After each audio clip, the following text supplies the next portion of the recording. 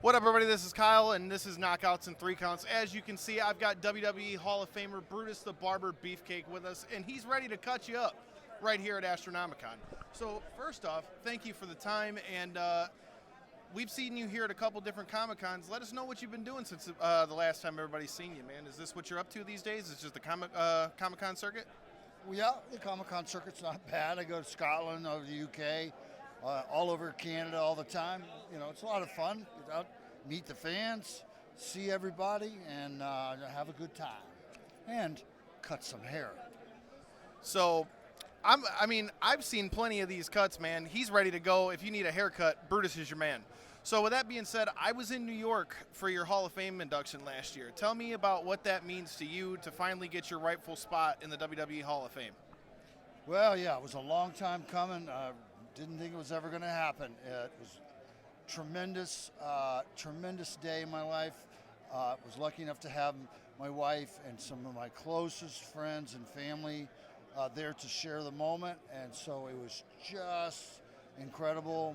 I want to say a big shout out to the McMahon family, all of them, and I've known them all for most of my life, and I thank them for the opportunities they gave me and to be able to do what I've been able to do. So everybody knows what happened at the Hall of Fame ceremony. I want to know from somebody who was there and also being inducted, what was the vibe like when you had the whole thing with the Bret Hart, the guy trying to jump in and jump Bret Hart? What was that like for you, and what was the vibe like backstage for you guys? Well, it was all over the place. I was just right off stage watching on a monitor. I couldn't believe that could happen. I thought they were just funning with everybody or going to jump up and do something. It was a publicity stunt or something. And it turned out to be a real live fanatic, crazy person running in there, jumping Bret, knocking Jim Neidhart's daughter down, and unforgivable. Should not have happened. But Bret, being the guy he is, the pro he is, got right back up there and kept on going. Didn't let it get him too shook up, and that's the mark of professional wrestlers, man. We just go and go and go. We know what to do. So everybody knows you mostly for your relationship with Hulk Hogan as well. Like, everybody knows you guys have been good friends and all that kind of stuff.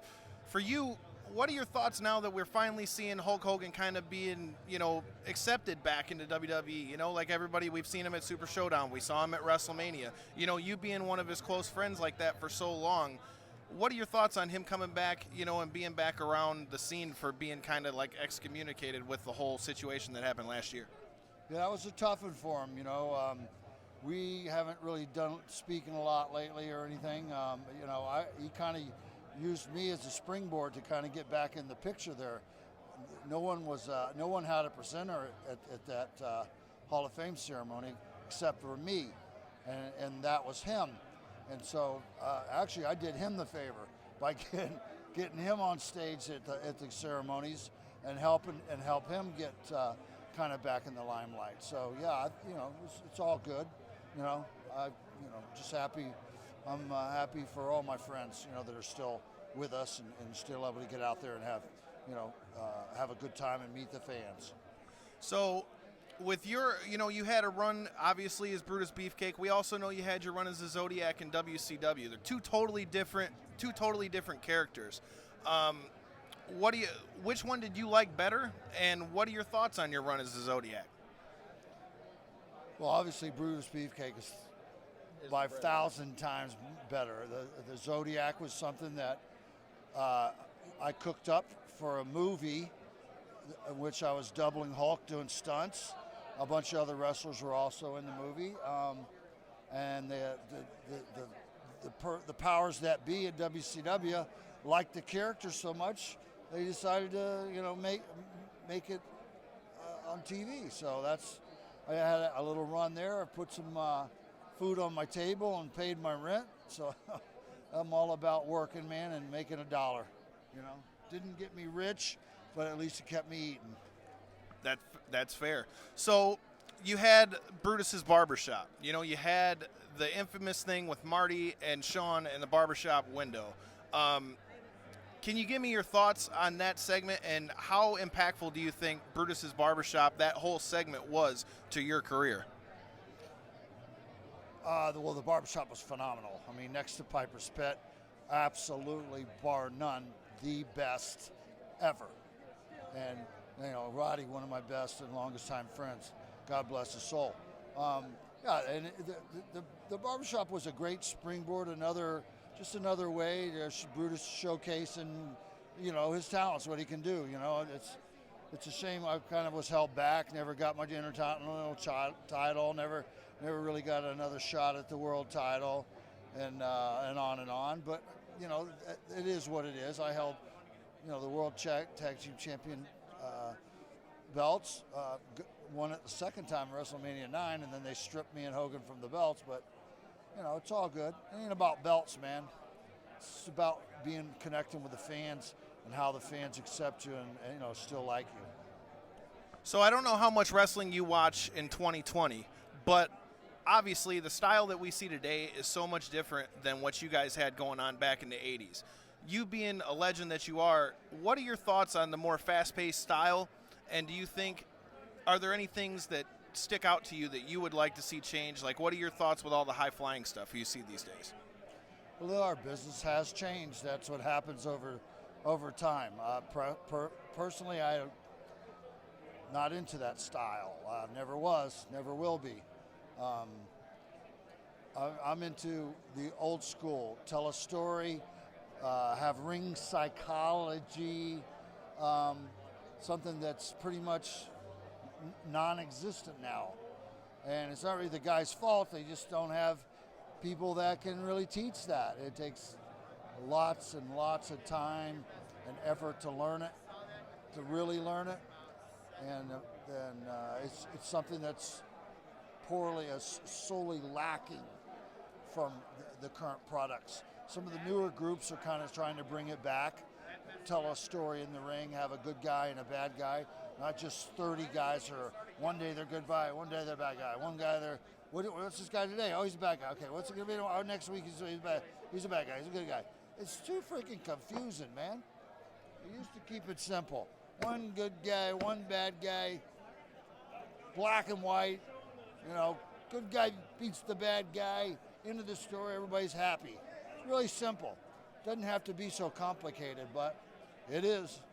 So would you say that that's got to do with, like, the fans not having the attention span? Or, like, what do you think would be the big change? Or do you think it's just time? Everything evolves over time? Everything evolves, but I'm thinking it's a lot of it's the talent. You know, the guys that I worked with back in the 80s and early 90s, 70s, 80s, and 90s, the best athletes, the best professional wrestlers of all time. We'll have to wait and see. You know, these new guys, they're not tested. They're not battle tested. You know, I wrestled from 1985 to 1990. I wrestled 500 matches a year for that time frame. So, do the math.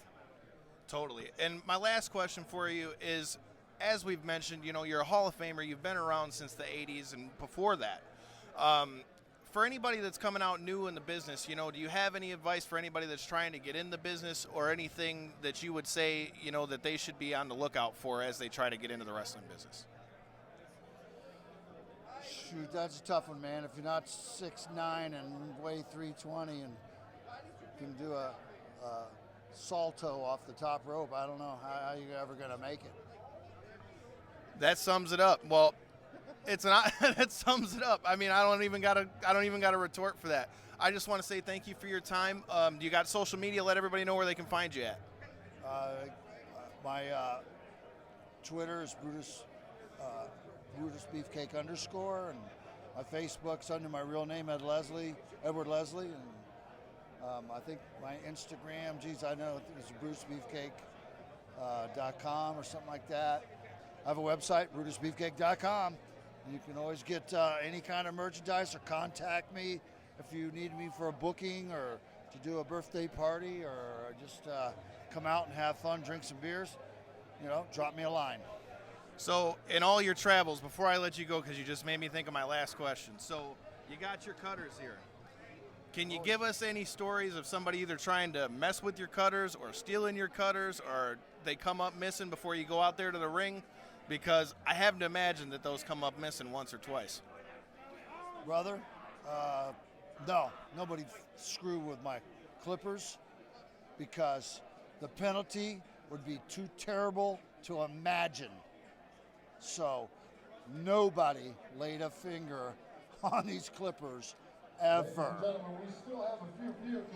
Don't touch the clippers. Like I said, follow us at Knockouts and 3 Counts at KO3C Pod. Thank you for your time, Brutus, and thank you to the people of Astronomicon. Be on the lookout.